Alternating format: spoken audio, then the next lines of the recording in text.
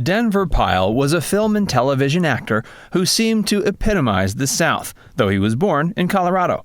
He appeared in supporting roles in several John Wayne films, including The Alamo and The Man Who Shot Liberty Valance. But it's Denver's role from the classic TV show The Dukes of Hazzard that he's best remembered for. He played Uncle Jesse, who was the patriarch of the Duke family.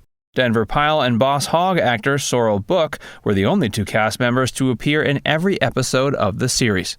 Join Facts First as we explore why Denver Pyle was buried in an unmarked grave at his family's request. The Dukes of Hazzard was a classic television sitcom with Southern theming and came on the air in 1979. With a plot about a family of bootleggers, the show took its inspiration from the success of 1977's Smokey and the Bandit. Though the Dukes of Hazzard didn't have the star power of Burt Reynolds, it had a reasonably impressive cast in its own right.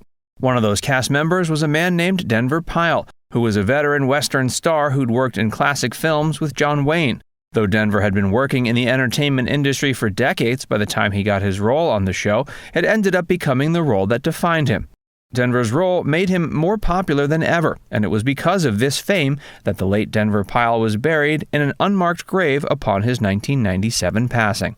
Denver was only one of two Dukes of Hazzard stars who appeared in every episode. The other one was Sorrell Booke, who played Boss Hogg.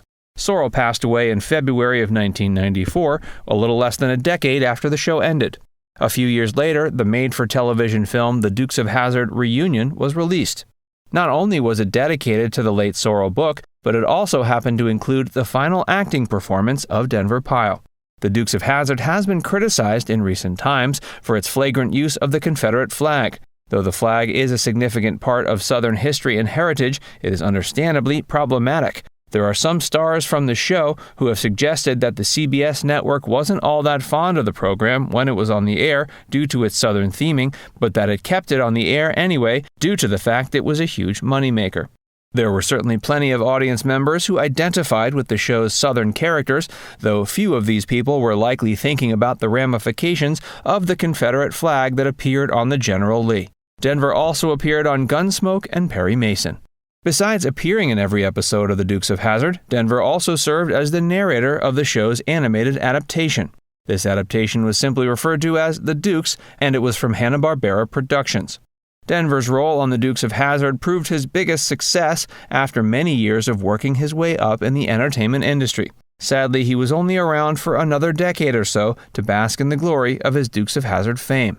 He appeared in many other programs over the course of his career. Some of the most notable were Perry Mason, Gunsmoke, and The Andy Griffith Show. Denver is noted as being one of only a dozen or so actors who portrayed a victim, a defendant, and a murderer on Perry Mason. Of course, these weren't all the same character. He appeared on that show a total of 5 times, and also had a memorable character on the classic Western series Gunsmoke called Caleb. And finally, he appeared as Mr. Darlin on The Andy Griffith Show. He also worked on several notable films. But before we tell you more, be sure to give this video a like and subscribe to Facts First if you haven't already. Denver Pyle is buried in an unmarked grave. Denver Pyle passed away from lung cancer in December 1997. Shortly before his death, he received a long-awaited star on the Hollywood Walk of Fame. By that point, Denver had been a fixture in the entertainment industry for 5 decades. In addition to his expansive career in entertainment, he was also married 2 times over the course of his life. His first wife was a woman named Mary Lee Carpenter, and they were married from 1955 to 1970. Denver married his second wife over a decade later, and just a few years before the Dukes of Hazzard ended. Denver and second wife Tippi Johnston married in 1983 and remained together until his death. Upon his passing, it was Tippi who made the decision for her husband to be buried in an unmarked grave. Her reasoning may surprise you. Denver was buried next to his in-laws in an unmarked grave somewhere in Forreston, Texas. Next to Denver is reserved a spot for the late star's second wife. And until the moment his second wife joins him, the Dukes of Hazzard star's grave will remain unmarked. The reason Tippi doesn't want her husband's grave to be marked until the time of her own death is because she doesn't want to deal with gawkers that are interested in the grave for its celebrity appeal.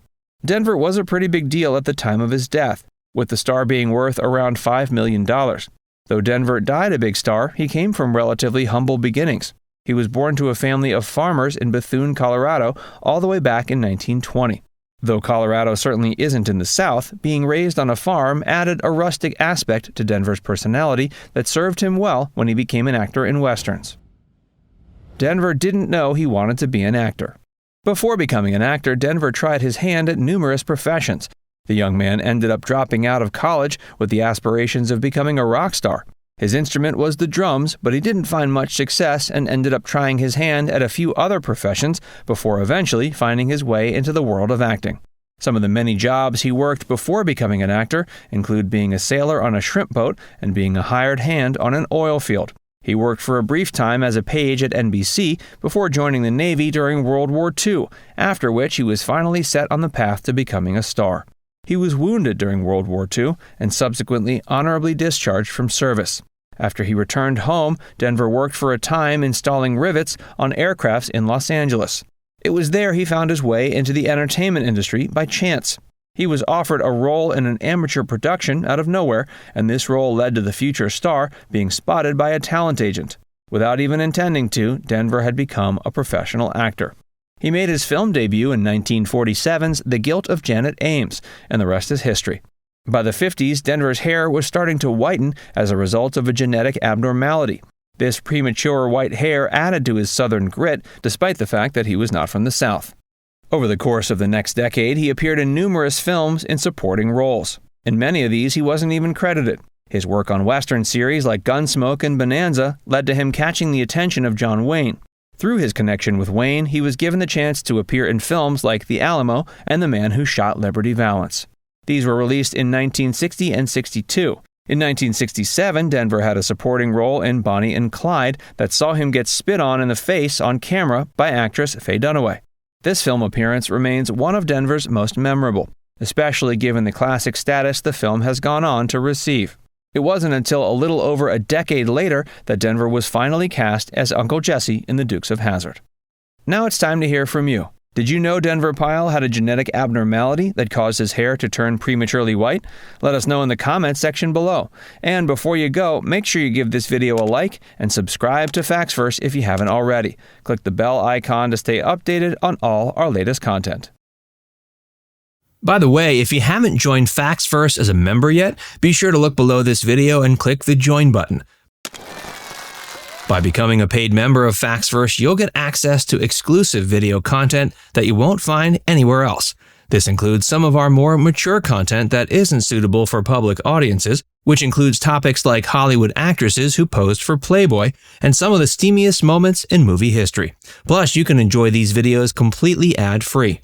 Our biggest fans will notice they also get badges next to their name when they leave comments on our videos. We pay special attention to comments from our members, and so do other viewers.